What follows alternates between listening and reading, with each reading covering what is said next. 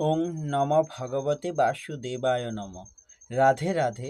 গীতার মূল্যায়নের আজকের ভিডিও, শান্তি পেতে কি সব ছেড়ে বনে যেতে হবে? জানুন শ্রীকৃষ্ণের উত্তর। শ্রীমদ্ ভগবদ্গীতার ৫ম অধ্যায়ের ২ নম্বর শ্লোক থেকে জানব।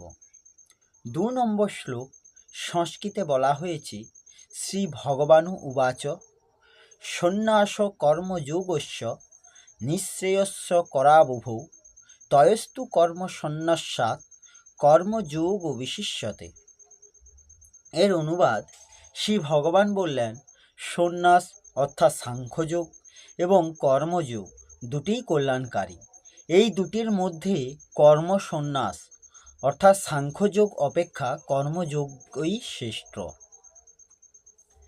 এই শ্লোকের ব্যাখ্যা হল, ভগবানের সিদ্ধান্ত অনুযায়ী সাংখ্যযোগ এবং কর্মযোগের পালন প্রত্যেক বর্ণ, আশ্রম এবং সম্প্রদায়ের মানুষেরা করতে পারে, কারণ তার এই সিদ্ধান্ত কোনো বিশেষ বর্ণ, আশ্রম বা সম্প্রদায়ের জন্য নয়। এই অধ্যায়ের প্রথম শ্লোকে অর্জুন কর্মত্যাগ করে যথাবিধি জ্ঞানপ্রাপ্ত করার প্রচলিত প্রথাকে কর্মসন্ন্যাস নামে উল্লেখ করেছেন। কিন্তু ভগবানের সিদ্ধান্ত অনুযায়ী জ্ঞান প্রাপ্তির জন্য সাংখ্যযোগ পালন প্রত্যেক মানুষই স্বাধীনভাবে করতে পারে এবং সেটি পালন করতে হলে কর্মকে স্বরূপত ত্যাগ করার কোনো প্রয়োজন নেই। সেই জন্য ভগবান প্রচলিত মতের প্রতি শ্রদ্ধা জানিয়ে নিজ সিদ্ধান্ত অনুযায়ী অর্জুনের প্রশ্নের উত্তর দিচ্ছেন। সন্ন্যাস অর্থাৎ এই স্থানে সন্ন্যাস পদটির অর্থ সাংখ্যযোগ, কর্মকে স্বরূপত ত্যাগ করা নয়। অর্জুনের প্রশ্নের উত্তর দিতে গিয়ে ভগবান কর্ম ত্যাগ করে সন্ন্যাসের কথা না ভেবে কর্মরত অবস্থায় জ্ঞানপ্রাপ্ত করার যে পথ সাংখ্যযোগে আছে সেটি জানাচ্ছেন। এই সাংখ্যযোগের দ্বারা মানুষ বর্ণ, আশ্রম, সম্প্রদায় নির্বিশেষে যে কোনো পরিস্থিতিতে স্বাধীনভাবে জ্ঞানপ্রাপ্ত করতে পারে, অর্থাৎ নিজ কল্যাণ লাভ করতে সক্ষম হয়। সাংখ্যযোগের সাধনায় বিচার এবং বিবেকের প্রাধান্য থাকে। বিবেচনাপূর্বক তীব্র বৈরাগ্য না হলে এই সাধনা সফল হয় না। এই সাধনায় জগতের পৃথক অস্তিত্ব দূরীভূত হয়ে শুধুমাত্র পরমাত্ম তত্ত্বের উপর লক্ষ্য থাকে। মন থেকে আসক্তি দূর না হলে জগতের স্বতন্ত্র সত্তার প্রভাব দূর হওয়া অত্যন্ত কঠিন। সেই জন্য ভগবান বলেছেন যে দেহাভিমানী ব্যক্তিদের পক্ষে এই সাধনা ক্লেশদায়ক। এই অধ্যায়ের ৬ষ্ঠ শ্লোকেও ভগবান বলেছেন যে কর্মযোগের সাধনা ছাড়া সন্ন্যাসের সাধনা কঠিন, কারণ সংসারের আসক্তি মুক্ত হতে কর্মযোগই একটি সহজ পথ। কর্মযোগশ্চ অর্থাৎ মানুষ মাত্রেরই কর্মের প্রতি আসক্তি অনাদিকাল থেকে চলে আসছে। সেটির নিবৃত্তির জন্যই কর্মে প্রবৃত্ত হওয়া আবশ্যক। কিন্তু এইসব কর্ম তো কোন ভাব এবং উদ্দেশ্য নিয়ে কিভাবে করা যায় যাতে আসক্তি সম্পূর্ণরূপে দূর হয়, সেই কর্তব্য কর্ম করার কৌশলকেই কর্মযোগ বলা হয়। কাজটি ছোট না বড়, কর্মযোগে সেটি লক্ষ্য করা হয় না। কর্তব্য কর্ম হিসাবে যা উপস্থিত হয় তা নিষ্কামভাবে অপরের হিতার্থে করণীয়। কর্ম থেকে সম্বন্ধ ছেদ করার প্রয়োজন হল নিজের জন্য কোনো কর্ম না করা। নিজের জন্য কর্ম না করার অর্থ কর্মের বিনিময়ে কিছু পাওয়ার আশা না থাকা।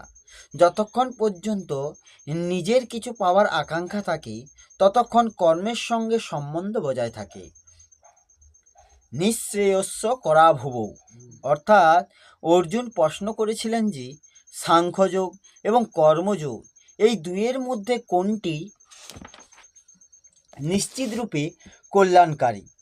উত্তরে ভগবান বলেছেন যে, হে অর্জুন, এই উভয় সাধনাই নিশ্চিতরূপে কল্যাণকারী, কারণ উভয় পথই সমতা প্রাপ্তির উপায়। এই অধ্যায়ের ৪র্থ এবং পঞ্চম শ্লোকেও ভগবান এই বক্তব্য সমর্থন করেছেন। ত্রয়োদশ অধ্যায়ের ২৪তম শ্লোকেও ভগবান সাংখ্যযোগ এবং কর্মযোগ এই দুটির দ্বারা পরমাত্ম তত্ত্ব উপলব্ধি করার কথা বলেছেন। সেই জন্য এই উভয় পথেই পরমাত্ম প্রাপ্তির পৃথক সাধন প্রণালী। তয়স্তু কর্ম সন্ন্যাসাৎ অর্থাৎ এক সাংখ্যযোগেরই দুটি বিভাগ আছে।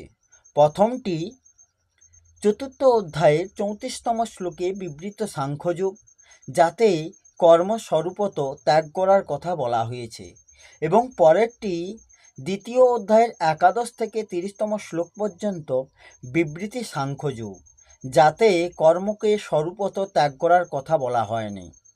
এখানে কর্মসন্ন্যাসাৎ পদ উভয় প্রকার সাংখ্যযোগেরই বাচক। কর্মযোগ বিশিষ্যতে, অর্থাৎ পরবর্তী 3য় শ্লোকে ভগবান এই পদটির ব্যাখ্যা করতে গিয়ে বলেছেন যে কর্মযোগীকে নিত্য সন্ন্যাসী মনে করা উচিত, কারণ সে অনায়াসে সংসার বন্ধন থেকে মুক্ত হয়। আবার 6ষ্ঠ শ্লোকে ভগবান বলেছেন যে কর্মযোগ ব্যতিরেকে সাংখ্যযোগের সাধন কঠিন এবং কর্মযোগী শীঘ্রই ব্রহ্মপ্রাপ্তি হয়। অর্থাৎ সাংখ্যযোগে কর্মযোগেরও প্রয়োজন হয়, কিন্তু কর্মযোগে সাংখ্যযোগের প্রয়োজনীয়তা নেই। তাই দুটি সাধনায় কল্যাণকারী হওয়া সত্ত্বেও ভগবান কর্মযোগকেই শ্রেষ্ঠ বলেছেন। কর্মযোগী লোকসংগ্রহের জন্য কর্ম করেন। লোকসংগ্রহ মেবাপি সংপස්සন কতুর্মহর্ষি। লোকসংগ্রহের তাৎপর্য হচ্ছে নিঃস্বার্থভাবে সমাজের মর্যাদা সুরক্ষিত রাখার উদ্দেশ্যে মানুষকে কুপথ থেকে সুপথে চালিত করার উদ্দেশ্যে কর্ম করা, অর্থাৎ কেবলমাত্র অন্যের হিতার্থে কর্ম করা। গীতায় এটিকে যজ্ঞার্থ কর্ম নামে অভিহিত করা হয়েছে। যে কেবল নিজের জন্য কর্ম করে সে আবদ্ধ হয়, কিন্তু কর্মযোগী নিঃস্বার্থভাবে কেবলমাত্র অপরের হিতার্থে কর্ম করে, সুতরাং সে কর্মবন্ধন হতে সহজেই মুক্ত হয়ে যায়। এই জন্য কর্মযোগকে শ্রেষ্ঠ বলা হয়েছে। যে কোনো পরিস্থিতি যে কোনো ব্যক্তি কর্মযোগের সাধনা করতে পারে, তা সে ব্যক্তি যে কোনো বর্ণ, আশ্রম বা সম্প্রদায়ের হোক না কেন। কিন্তু অর্জুন যে কর্মসন্ন্যাসের কথা বলেছেন তা কেবল এক বিশেষ অবস্থাতেই করা সম্ভব, কারণ তত্ত্বদর্শী মহাপুরুষের সাক্ষাৎ পাওয়া, তার প্রতি শ্রদ্ধা জন্মানো এবং তার নিকটে বাস করা সকল মানুষের কাছে এরূপ সুযোগ আসে না। সুতরাং প্রচলিত রীতির সাংখ্যযোগের সাধন একটি বিশেষ অবস্থাতেই পালন করা সম্ভব, কিন্তু কর্মযোগের সাধন যে কোনো পরিস্থিতিতে এবং যে কোনো ব্যক্তিরই করতে পারে, সেই জন্য কর্মযোগ শ্রেষ্ঠ। প্রাপ্ত পরিস্থিতির সদুপযোগ করাকেই কর্মযোগ বলা হয়। যুদ্ধের মতো ঘোরালো পরিস্থিতিতেও কর্মযোগ পালন করা যায়। যে কোনো ব্যক্তি যে কোনো পরিস্থিতিতেই কর্মযোগ পালনে সমর্থ, কারণ কর্মযোগ কোনো কিছু লাভের আশা থাকে না। কোনো কিছুর প্রাপ্তির আকাঙ্ক্ষা থাকলেও কর্তব্য কর্মে অসমর্থতা এবং অনীহা আসে। কর্তৃত্ব এবং ভোক্তৃত্ব নিয়েই জগৎ সংসার। সাংখ্যযোগী এবং কর্মযোগী উভয়কে সংসার থেকে সম্পর্ক ছেদ করতে হয়। তাই উভয় যোগীর কর্তৃত্ব এবং ভোক্তৃত্ব এই দুই বাসনার অবসান ঘটানোর প্রয়োজনীয়তা থাকে। তীব্র বৈরাগ্য এবং তীক্ষ্ণ সচেতনতার দ্বারা সাংখ্যযোগী কর্তৃত্বে অবসান ঘটান। বৈরাগ্যের অত তীব্রতা না থাকায় এবং সচেতনতা কম হওয়ায় কর্মযোগী অন্যের হিতার্থে কর্ম করে ভোক্তৃত্বের অবসান ঘটান। এইভাবে সাংখ্যযোগী কর্তৃত্ব ত্যাগ করে সংসার বন্ধন থেকে মুক্ত হন এবং কর্মযোগী ভোক্তৃত্ব অর্থাৎ কিছু পাওয়ার আশা ত্যাগ করে মুক্ত হন। এটাই নিয়ম যে কর্তৃত্ব ত্যাগ করলে ভোক্তৃত্ব ত্যাগ হয় এবং ভোক্তৃত্ব ত্যাগ করলে কর্তৃত্ব স্বতই ত্যাগ হয়। কিন্তু কোনো কিছু পাওয়ার ইচ্ছাতেই কর্তৃত্ব আসে। যে কর্মে নিজের জন্য কোনো প্রকার সুখভোগের আকাঙ্ক্ষা থাকে না, সেটি ক্রিয়ামাত্র, কর্ম নয়। যন্ত্রে যেমন কর্তৃত্ব না থাকে না, তেমনি কর্মযোগীরও কর্তৃত্ব থাকে না। সাধক জগতের প্রাণী, বস্তু, পরিস্থিতি ইত্যাদিতে নিজের আসক্তি স্পষ্ট অনুভব করেন।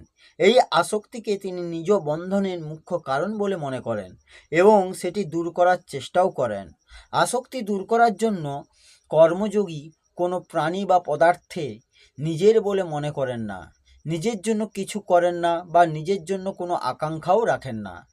ক্রিয়ার মাধ্যমে সুখভোগের কামনা না থাকায় কর্মযোগী ক্রিয়া পরিণাম সকলেরই হিত এবং বর্তমানকালে সকলের সুখ ও আনন্দের জন্যই হয়ে থাকে।